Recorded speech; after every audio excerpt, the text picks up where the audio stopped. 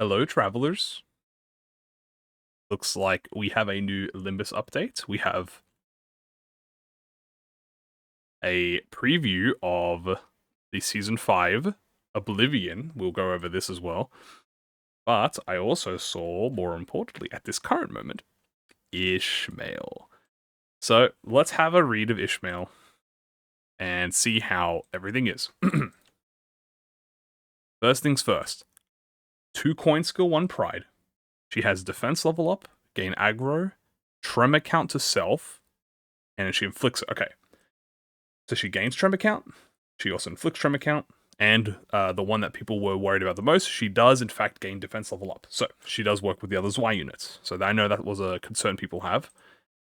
What is... Okay. Whatever this is, we're going to come to that. Skill 2. She gains aggro, gains defense level up for every tremor on self. Count. She gains coin power. She also gains tremor count on winning. She also inflicts tremor count, gains defense level up, inflicts tremor potency equal to count on self, and she also inflicts attack power down. Very awesome, very good. I do notice that she is mono blunt, so 2 IDs in a row with mono blunt, which was Red Eyes Ryoshu and Ishmael. Let's see skill 3. She gains defensive level up for every tremor count on self. If this unit is in the defensive stance, she deals more damage. We'll read what that is in a sec. Gain coin power for every defense level up on self. Gain aggro, and gain tremor count on clash win. She inflicts tremor, this is potency. Consume all tremor count on self, and inflict the value of count consumed as tremor on the target. Excuse me. And also deal more damage. She triggers a tremor burst, and if she's in the defensive stance, she triggers another tremor burst. Speaking of, let's have a read at the MVP of this ID, which we all, assumed would be the guard. Clashable guard. It's got a red coin. Wonder what this red coin is. Not sure as yet, but we'll see. Combat start, she gains the defensive stance. On use, she gains tremor count. On clash win, she triggers a tremor burst, and she also has an unbreakable coin. We'll read what that second page is once we go through the first thing. Number 1, passive. At combat start, she gains defensive level up equal to tremor count on self. Okay? If this unit is in the defensive stance, she doubles the amount of defense level up gained from the above effect. Okay, so she already, it looks like she cares more about self-tremor than actually inflicting tremor, and it looks like inflicting tremor is more of a bonus, but we'll see if that is actually true depending on the values, right? We don't know the values yet, we're just going off X's. A support passive, at combat start, compare each identity's current HP to their HP at the start of the previous turn. Then apply defense level up to the identity with the greatest disparity of HP between turns. So, whoever has the most damage loss, it looks like, TLDR, is going to gain defense level up. So, not a bad sub ID, especially if you're not planning to use it. What the fuck is this? Okay. Defensive stance, max value 2. This effect does not compound in potency, so it's not a potency. It in fact only stacks it. Extends its duration, reduce its turn end. When a unit gains this effect, she gains the following effect. Fix this unit's speed to minimum value. Okay, so we don't know how fast she is, but assuming she might be a slow ID, we'll see how that works. She gains defense level up. Each of this unit's slots gain X amount of aggro, so she gains, I assume, perma aggro on everything. When chaining skills, this unit can now draw enemy attacks toward this unit regardless of speed. That is very interesting. So, upon clash win, trigger tremor burst, cannot be staggered damaged. Interesting. She can ignore the speed die. Now, I'm pretty sure this is like what 90% of tanks want in their life, so this is amazing. Especially because it doesn't matter now if she rolls low, which she can only roll low, because she'll be in the defensive stance. But then there's also this red coin, unbreakable coin. This coin does not break upon clash lose. If an attack skill has this coin, gain attack with this skill after getting hit. Upon clash lose, fix the coin power of the unbreakable coin to lose. Okay, so Even if she loses this coin, she doesn't lose anything. And also, when she wins the clash on the guard, she actually attacks. And here it is. Okay, in Clash Win, raise the stagger threshold by this unit's final Clash power. On Clash Lose, when hit, reduce the attack. Okay, so basically, TLDR from what I'm reading is, win Clash, you hit them, and you lower the stagger, so you do not need to Tremor Burst them. Right, so she is not... You do not need to Tremor Burst to activate her effect. If you do Tremor Burst, however, it just improves it. And then on Clash Lose, she reduces the damage she takes anyway. So, this is very strong. Arguably already the strongest guard in the game, from what I'm reading here. And that's insane. So, that's amazing, in fact. One could even say that's amazing. She looks like... I'm going to give my honest thoughts here. She looks strong. I like her. She looks like you can put her on any team. I think she's actually quite... from here, at least, the tremor count on self seems to be the most important part. And because of that, I think she is very malleable to be on any team. I think, obviously, a tremor team to help build tremor and inflict tremor, but not required, I think. I think it's more so an addition, just because of the fact of she builds count, so... Yeah, that's what I think, at least. I think she can be used anywhere. Especially this defense level up, she's going to be very good with the Zwei units. So I know people were expecting that, or if she was going to be a team leader. She doesn't look like a team leader, but she does go with, especially Gregor. Gregor. So that's my review on it. I think this is really strong. I think this is really cool. I also think it's cool. More importantly than it's strong, I think it's cool. And I'm excited to see and play with it and use it in my challenge, because I bet you, if I get this will help immensely in the challenge run. That's not all we're here for. Let's have a look at this, shall we? We're going to be reading over the guide to Season 5. So, Season 4 Ego Shard conversion. We have main story and battle pass. New packages, identity cap level up and excavations.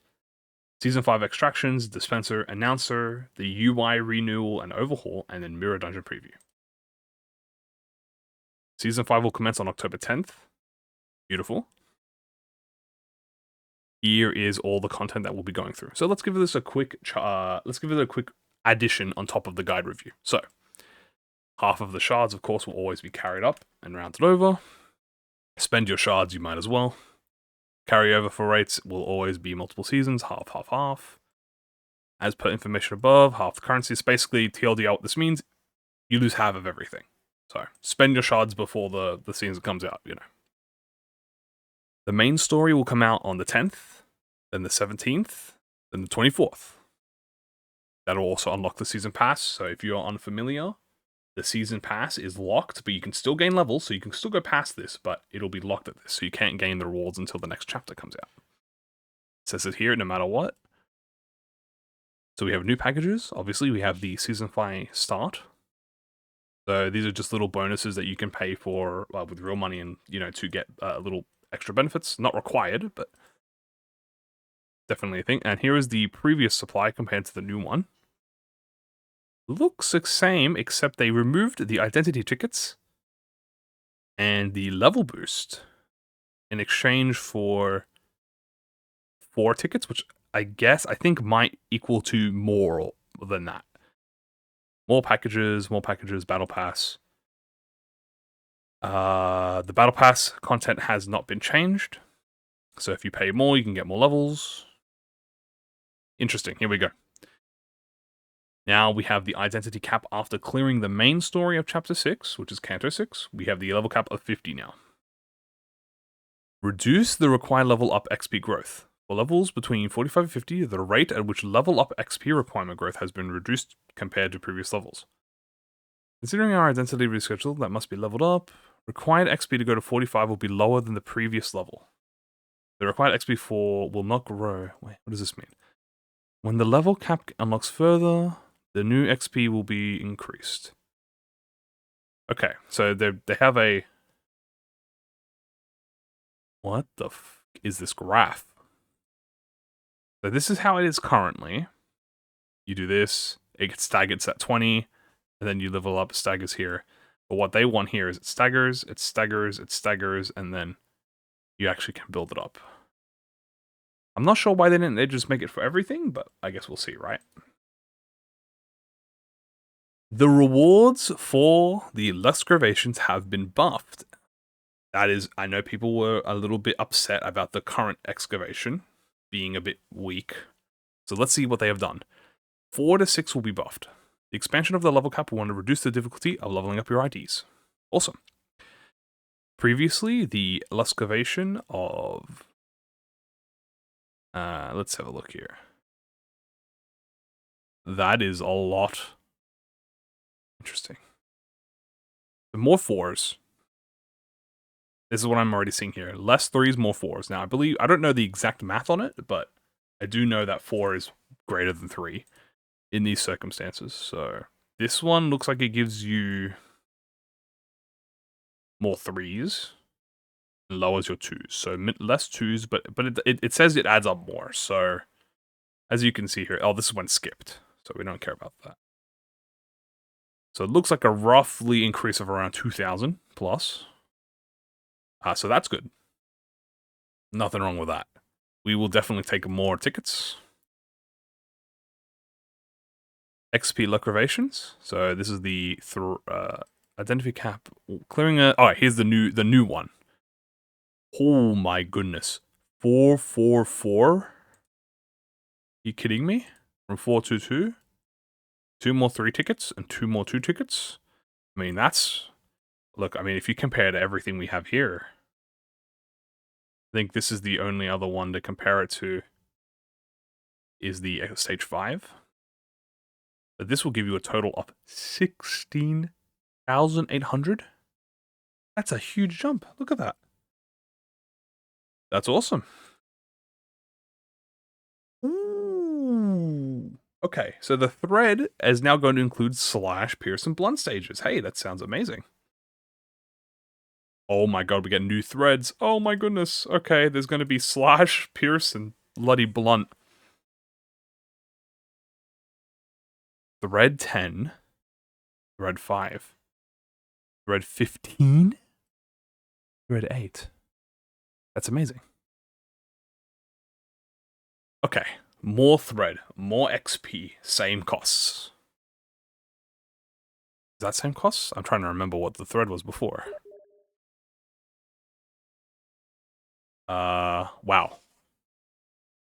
That is what nice to that's nice to see. So good to see. Cheaper, I think, and more rewards. How the extractions will go. So this is always a bit complicated to explain. Identities and egos cannot be gained. Target extractions, events from previous seasons are added to the list. So what this is saying is that when you pull events, so singular, wait, hold on. Season 4 event, Season 2 event, Season 3 event. The following identities will be removed from all extractions from the start of Season 4. Yeah, so you need if you want to get these guys now, get them now. Season 5 IDs will come back. And the events. So if you missed out there, you can get it. TLDR, grab everything from the season before and you should be fine.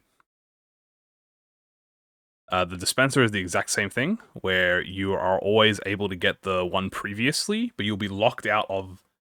So you'll always be locked out of the one before the season, but everything else will be fine. So for instance, since we're in Kanto 6, we cannot get Kanto 5 events. Once we go to Kanto 7, we'll be able to get Kanto 5 events. As shown here, obviously Ryoshu, Butler, Wild Hunt, Dead Rabbits, all of these, and the egos will be locked off. The season, of course, pass egos will also be locked off, including... What are these? Oh, the following will be added to the catalog. Yeah, so this is where you can buy. Binds, Quad, Middle Sister, Heathcliff. So these are all the events from Season 3. Beautiful. You can also get Garden of Thorns Gregor. Beautiful. A new announcer. We don't know who it is. Mirror Dungeon Preview. Mirror Dungeon 5 will be added. With the Mirror Dungeon 5, the pre-existing Mirror 4 will be closed. And with that, that's it. I am very excited for this, and I hope you guys are also all excited for this. So that's your little brief preview. I know I didn't go too much into it, but TLDR, more loot, less cost, more Ishmael, and Doggy Hode. That's all we really need. So for that, I'll leave it there, and hope you guys have a lovely day, travelers, and have a good time. Yeah, why did I start out there? Have a good time. See you guys later.